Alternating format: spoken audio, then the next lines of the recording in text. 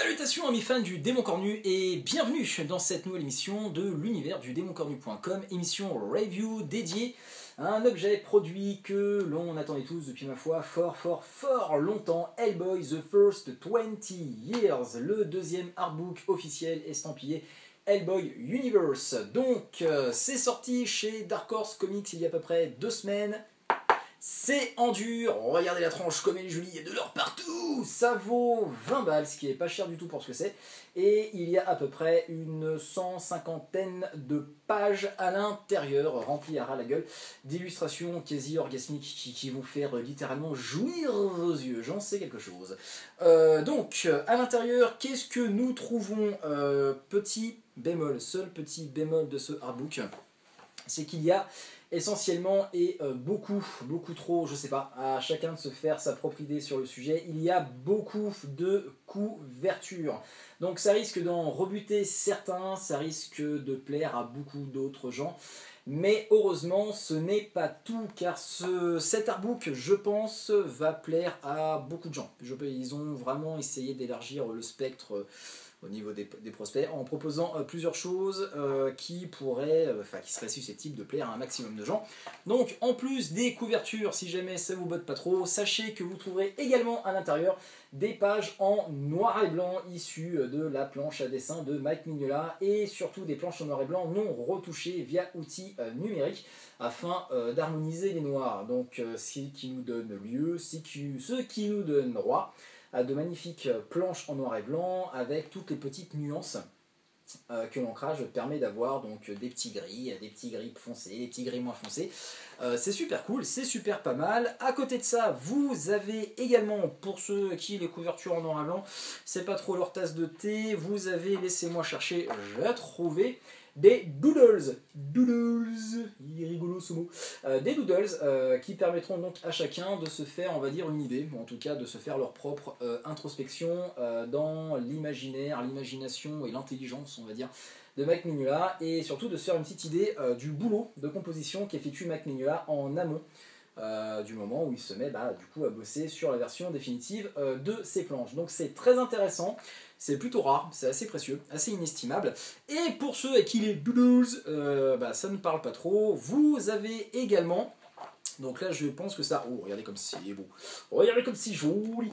Je pense que surtout cette partie plaira aux lecteurs français, puisque vous avez beaucoup de variantes cover jamais publiées en France. Pas mal, oui, pas mal, j'avais publié en France. Chez Delcourt, je pense notamment à cette section dédiée aux 12 Years of Monsters. Year of Monsters 2012. Il suffit juste que je remette les mots dans le bon ordre pour que ça donne quelque chose de cohérent. Souvenez-vous, c'est sorti sur toute l'année courant 2012. En fait, le but du jeu, c'était de sortir une variante cover par mois qui accompagnait donc un numéro issu du Hellboyverse. Et le but du jeu était donc de confronter une créature mythologique, folklorique ou cinématographique à un personnage issu du Hellboy Universe. Donc le résultat est, ma foi, vraiment savoureux, et c'est relié dans un artbook.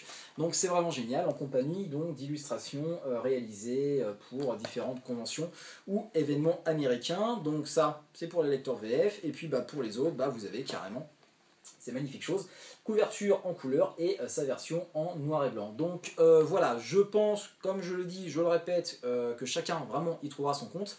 Maintenant, à savoir si ce deuxième artbook tape dans la redite par rapport à le premier artbook, la Bible infernale, en français chez Delcourt, sorti en 2004, la réponse est non, pas de redite, quasiment que des pièces inédites à 95%, vous avez peut-être des trucs déjà croisés dans le premier volume, mais voilà, ça ne gâche absolument en rien la découverte de ce bouquin. C'est complémentaire au premier artbook sorti il y a maintenant 10 ans, c'est précieux, c'est magnifique, c'est un magnifique objet, et surtout ça ne coûte que 20 balles, donc pas d'excuse vraiment de passer à côté.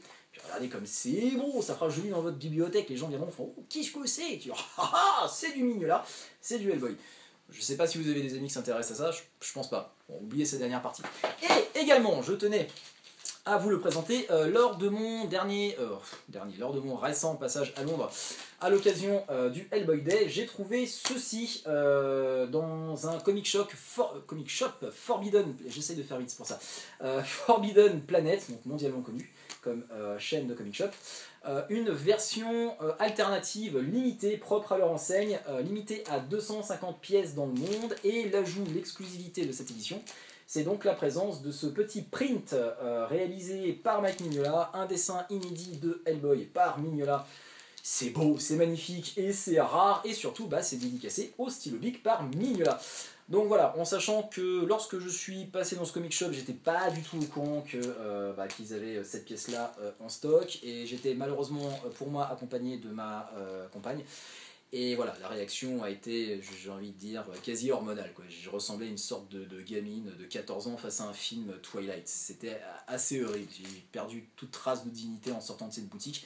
J'en avais pas beaucoup en rentrant, mais j'en avais carrément moins en sortant.